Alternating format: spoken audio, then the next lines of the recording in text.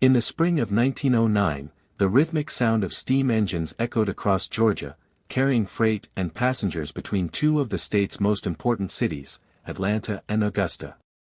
The Georgia Railroad was more than just a line of steel and smoke, it was a lifeline for trade, travel, and connection in a rapidly changing South. But beneath the noise of the trains, tension was building, an invisible pressure that would soon erupt into one of the most racially charged labor disputes of the early 20th century. It began quietly, with whispers among white firemen, those who toiled in the heat of locomotive engines, shoveling coal to keep the trains running. Rumors spread that the railroad company had begun hiring black firemen at lower wages.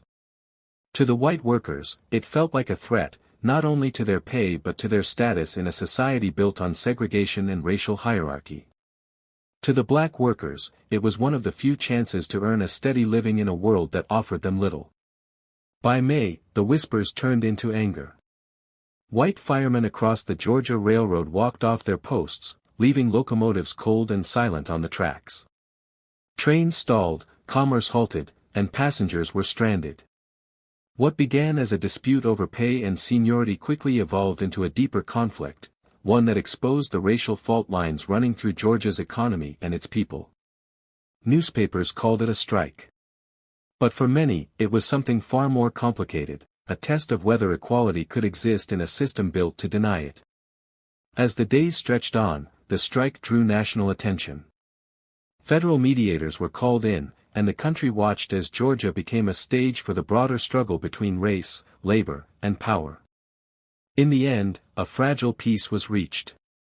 Black firemen were allowed to keep their jobs, and for the first time, their wages were set equal to those of white workers. Yet the strike left behind more than just empty railcars and broken schedules, it revealed the deep scars of a divided society still haunted by the legacy of slavery. This is the story of the 1909 Georgia Railroad strike, a moment when industry, race, and justice collided on the tracks of the American South. If you find this story meaningful, don't forget to like, share, and subscribe for more untold moments from history. In the heat of Georgia's early summer, the air around the railroad yards shimmered with the smell of coal and sweat.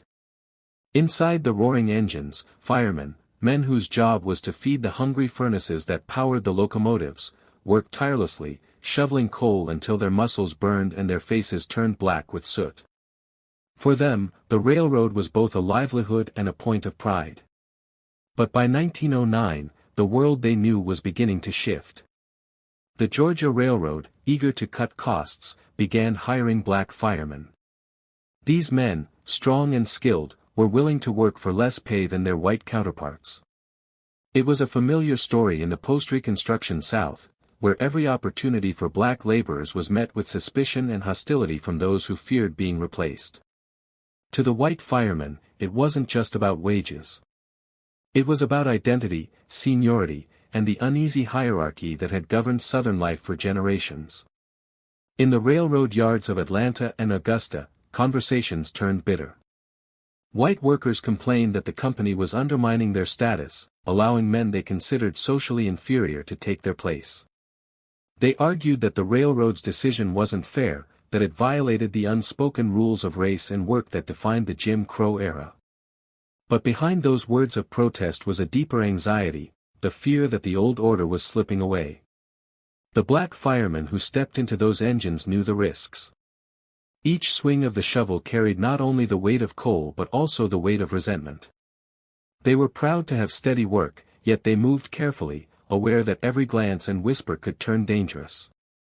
For them, this was more than a job, it was a rare chance to build dignity in a society determined to deny it. By mid-May, tension snapped. White firemen across the Georgia Railroad refused to report for duty. Trains sat idle on their tracks, steam hissing into the humid air. Newspapers called it a strike, but it was more than a labor dispute, it was a collision between two visions of America. One clung to the old racial hierarchy, the other quietly sought a place within a system that had excluded it for centuries. As the strike spread, so did unrest. Some towns saw outbreaks of violence against black workers. Threats were made, and the atmosphere thickened with anger and fear. Yet through it all, the black firemen continued to report to work, determined to prove their worth in the face of open hostility. In boardrooms and government offices, the dispute drew attention far beyond Georgia. It was not just about wages or job titles, it was a reflection of the nation's struggle to reconcile freedom with prejudice, progress with inequality. The question at the heart of the strike was simple yet profound: could labor ever be fair when society itself was not? As negotiations unfolded, the truth became clear. The Georgia Railroad strike was not merely a conflict between workers and management, it was a mirror of the South itself, torn between the remnants of its past and the uncertain promise of change. When the strike finally ended, black firemen kept their positions, and their pay was raised to match that of white workers. But equality on paper did little to erase the bitterness that lingered in the hearts of men who feared losing control of the world they once ruled. The 1909 strike became a quiet turning point, remembered not for grand victories but for what it revealed: the fragility of justice in a land still divided, and the courage of those who labored in the shadow of prejudice, determined to claim their rightful place in the story of America. The tension that fueled the Georgia Railroad strike did not begin in a single moment. It was born from decades of quiet resentment, carried in the hearts of men who had grown up believing the color of one's skin determined the value of one's labor. In 1909, those beliefs came crashing into a changing world. On the rail lines between Atlanta and Augusta, the Georgia Railroad relied on a mix of white and black firemen, workers whose job was to keep the mighty steam engines alive. It was grueling work, demanding strength, precision, and endurance. Many of the black firemen had spent years mastering the rhythm of the locomotive, earning respect among engineers who valued skill above all else. But respect was fragile in a society where racial boundaries were rigid and unforgiving. When the company began assigning black firemen to work alongside white crews, it was enough to ignite outrage. White firemen saw it not as progress, but as an insult. To them, the very idea of standing shoulder to shoulder with black workers challenged the invisible walls that had long divided the South. It wasn't the job itself that frightened them, it was what the change represented. The presence of black firemen symbolized a future where ability might matter more than skin, and that was something many were not ready to accept. As the days passed, tension spread through the rail yards like heat from a furnace. White workers began to grumble that their dignity was being undermined, that the order of things was being reversed. Meetings were held, voices were raised, and soon the talk turned to refusal. They would not share their engines, they said. They would not work side by side with men they had been taught to see as less. For the black firemen, the situation was a cruel paradox. They had earned their positions through skill and perseverance, yet their very competence became a source of conflict. Many understood what was at stake, not only their jobs, but their right to be seen as capable men in a world determined to deny them recognition. Every shift they took, every shovel of coal they threw into the firebox, was an act of defiance against a system that wanted to keep them invisible. The strike that followed was framed as a matter of labor, but beneath the surface, it was a struggle over identity and power. The white firemen spoke of fairness and protection, but the roots of their anger reached deeper, tangled in the soil of history. They feared the erosion of privilege disguised as principle.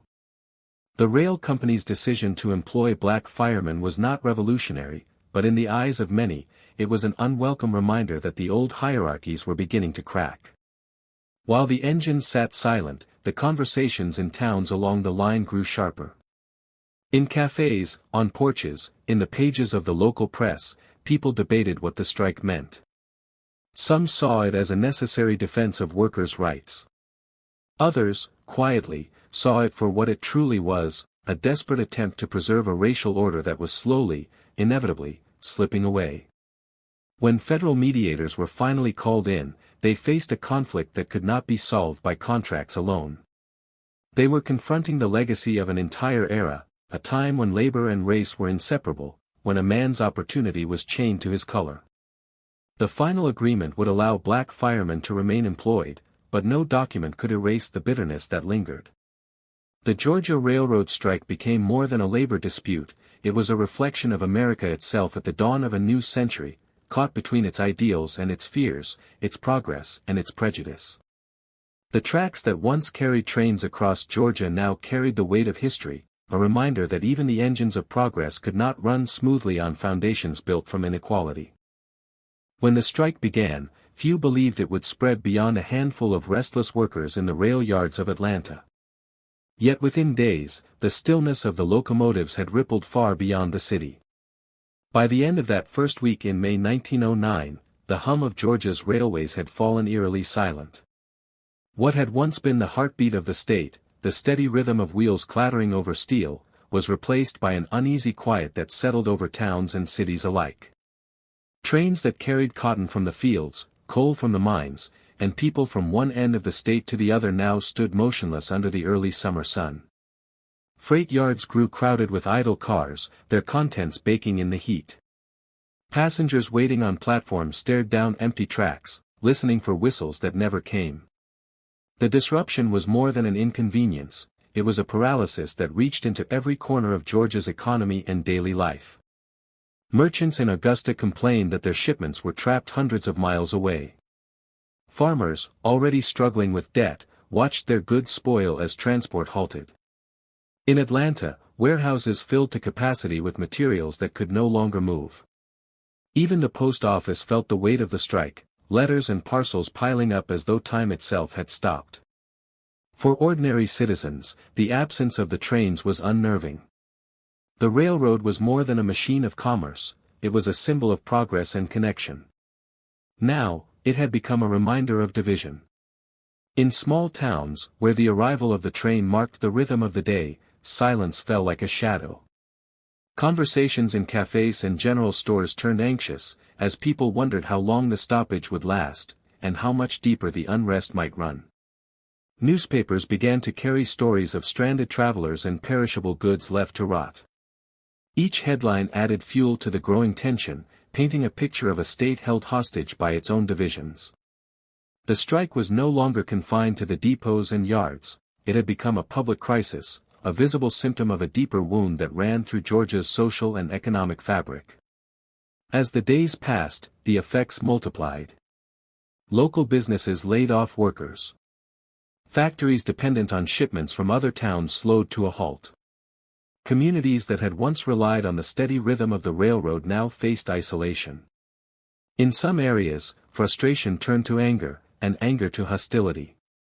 The sight of black firemen still reporting for duty, escorted by guards for protection, sparked resentment among white strikers who believed the company had betrayed them. The strike's reach extended far beyond the railroad's tracks. Churches held meetings, urging peace and understanding, though even within their walls, tempers sometimes flared. Politicians debated whether the state should intervene, while businessmen called for federal mediation. The Georgia Railroad, one of the South's oldest and proudest institutions, had become the stage for a conflict that reflected not only economic tension but also the deep racial fractures of its time. And yet, amid the chaos, there was something profoundly revealing about the stillness. The trains that once symbolized unity and progress had stopped, and in their silence, Georgia was forced to confront the truth of its divisions. The strike was more than a breakdown of labor, it was a moment when an entire state paused to see itself clearly, a place where race and class collided on the same tracks that had once promised to carry everyone forward. By the time negotiators began their long work of restoring order, the damage had already been done. Commerce would resume, the trains would move again, but the echoes of that silence, of a state brought to a standstill by its own struggle to reconcile progress with prejudice, would linger long after the engines roared back to life. As the strike dragged on, the air across Georgia grew heavy with unease. What had begun as a protest over wages and seniority was transforming into something far darker. In towns along the rail lines, where tempers had already run hot for weeks, the conflict began to spill beyond the railroad yards and into the streets. Words of anger turned into whispers of hatred, and soon those whispers became acts of intimidation. The first incidents were small, almost unnoticeable. A black worker followed home from the yard. A warning shouted from across a darkened street. But each act carried the same message: leave. The tension that had been simmering beneath the surface of the strike finally erupted, as fear and resentment took hold of those who saw the presence of black firemen as an unforgivable challenge to the order of things. In towns like Covington, Madison, and Thompson, crowds began to gather near the depots at dusk, their voices rising in anger. Some came out of curiosity, others out of frustration. A few came seeking confrontation. Night after night, rumors spread that trains operated by black crews had been stoned, that men had been dragged from carriages and beaten. The local authorities often looked the other way, unwilling, or perhaps afraid, to interfere. For the black firemen and their families, the days became a test of endurance. They lived under constant watch, their homes guarded by neighbors or left in darkness to avoid attention. Many refused to walk alone after sunset. In some places, armed escorts were assigned to protect crews who continued to work despite the threats. The sound of a train whistle, once a symbol of routine and progress, now carried with it an edge of fear. The violence was not always seen, but it was deeply felt. It existed in the silence of those who dared not speak, in the uncertainty that shadowed every step to the rail yard. Men who had worked side by side before the strike now crossed the street to avoid one another. The strike had divided not only the workplace but entire communities, turning neighbors into adversaries and strangers into symbols of blame. Local newspapers tried to contain the panic, describing the unrest as isolated disturbances, but the reality was harder to hide. Churches preached calm, business owners pleaded for peace, yet the spirit of hostility had already taken root. Each act of intimidation added fuel to a growing sense that Georgia stood on the brink of something uncontrollable. Amid this turmoil, there were also moments of quiet courage. Some white engineers refused to abandon their black firemen, insisting they had earned their positions through skill and hard work. A few townsfolk offered shelter to families driven from their homes. These gestures, though rare, stood as faint reminders of conscience in a time when fear ruled the streets. By the height of the summer, the strike had become more than a labor dispute, it had turned into a reflection of a deeper moral crisis. The violence was not only physical, it was symbolic of the struggle over who truly belonged, who had the right to labor, and who had the right to be treated as equal under the same sun. When the federal mediators finally intervened, they faced a landscape scarred not just by economic disruption but by the wounds of mistrust and hatred. Though the trains would soon run again, the damage done to the human spirit would take far longer to heal. In the aftermath, Georgia's railroad towns would remember that season not for the silence of the idle engines, but for the voices of anger that had drowned out reason, and for the quiet courage of those who stood firm against it. By early June of 1909, Georgia stood at a standstill. The trains that once crisscrossed the state, carrying goods and people through the heart of the South, had been halted for weeks. Businesses were suffering, crops were left to rot in the fields, and tempers were rising in towns that had grown weary of waiting for a resolution. What had begun as a dispute between railroad workers and company officials had now rippled outward, touching every corner of the state's economy and unsettling its fragile social order. The newspapers of the day were filled with headlines of paralysis and unrest. Merchants warned of losses, passengers complained of being stranded, and city leaders worried that the tension might erupt into something far worse. The Georgia Railroad, one of the state's oldest and most vital arteries, had become a symbol of division, a reminder that the question of race could reach into even the most practical matters of daily life. In Washington, the growing crisis could no longer be ignored. Federal officials, aware that the strike had begun to disrupt interstate commerce, urged mediation. The U.S. Board of Arbitration, established to settle labor disputes that threatened national interests, was called upon to intervene. Their mission was delicate, to restore order without deepening the divisions that had fueled the conflict in the first place. State leaders in Georgia, too, recognized the danger. Governor M. Hoke Smith faced pressure from both sides, white workers demanding protection of their jobs and black workers seeking fairness under the law. Local sheriffs reported rising tensions in the railway towns, where angry gatherings at depots hinted at the possibility of mob violence. The state's leaders knew that doing nothing could invite chaos. Yet acting too forcefully risked alienating a public already divided along racial lines. When representatives from the railroad company, the Brotherhood of Locomotive Firemen, and the federal mediators finally met, the atmosphere was tense. The white firemen framed their cause as a fight for fairness and job security. The company insisted it had the right to hire workers of any race, provided they could perform the work. The mediators, caught between both sides, understood that this was not simply a question of labor policy, it was a test of the nation's uneasy progress toward equality. The discussion stretched on for days. Each side presented its grievances, its fears, and its demands. Behind every argument lay the deeper issue no one could fully name aloud, whether the South was ready to accept a world in which black and white workers could labor side by side as equals. The mediators worked carefully, aware that their decision would set a precedent not only for Georgia but for the entire region. Outside the negotiation rooms, the people waited. Business owners counted their losses. Farmers prayed for shipments to resume.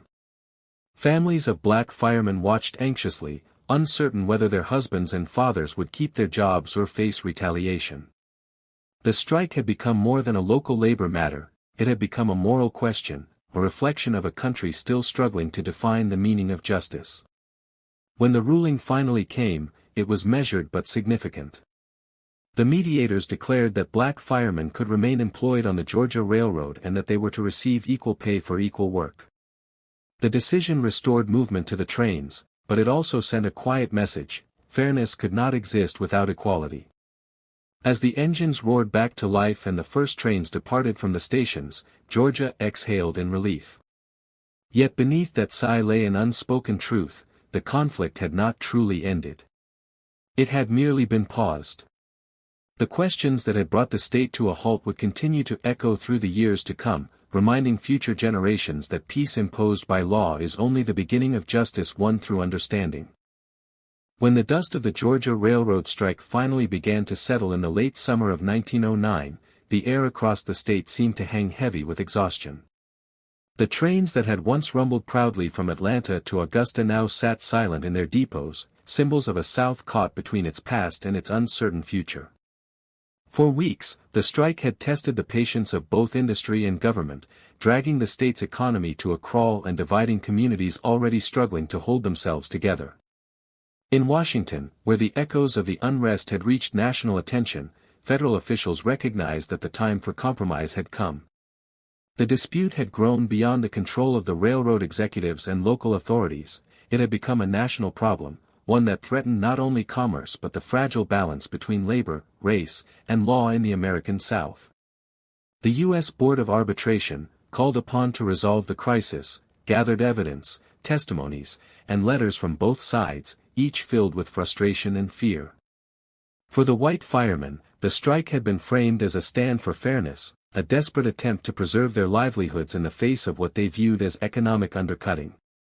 For the black firemen, however, it was a question of dignity and survival, a test of whether their hard-earned positions would be stripped away simply because of who they were.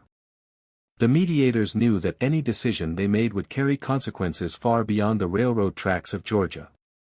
As the hearings unfolded, the rooms grew thick with tension. Railroad officials defended their right to hire qualified workers regardless of race, arguing that skill and reliability were what mattered most. The representatives of the white union countered with appeals to seniority, tradition, and what they called the established order. Beneath the surface, though, everyone knew this was not merely a labor dispute, it was a confrontation with the racial structure that had defined the South since Reconstruction. Days turned into weeks. The newspapers followed every rumor, every hint of an outcome. In the small towns along the railway line, families waited anxiously for word of what would happen next. The strike had become a mirror reflecting the nation's deeper struggles, who truly belonged in the modern workforce, and whether equality under the law could ever exist in practice. Then, at last, the ruling came. The federal arbitrators declared that the Georgia Railroad was within its rights to employ black firemen. More than that, they ordered that all workers, regardless of race, were to receive the same pay for the same work.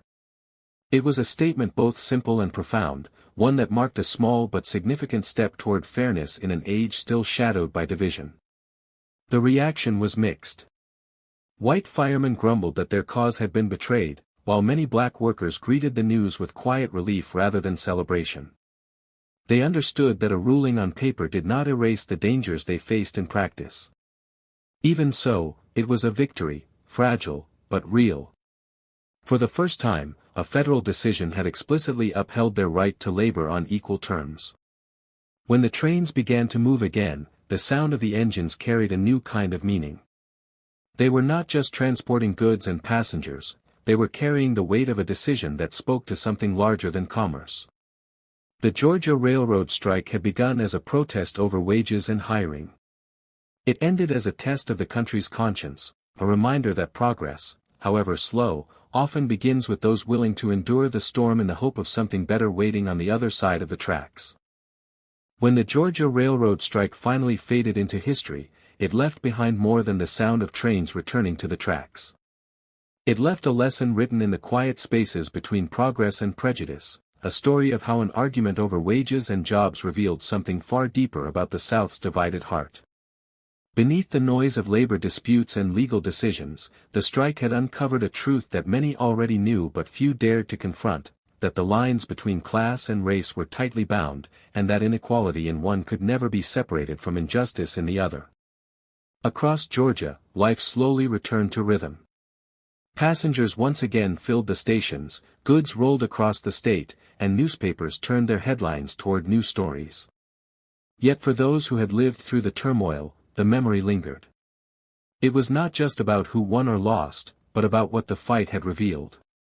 White workers had believed they were defending their livelihoods, yet their struggle had also been shaped by fear of losing not only their jobs but their place in a social order built on separation.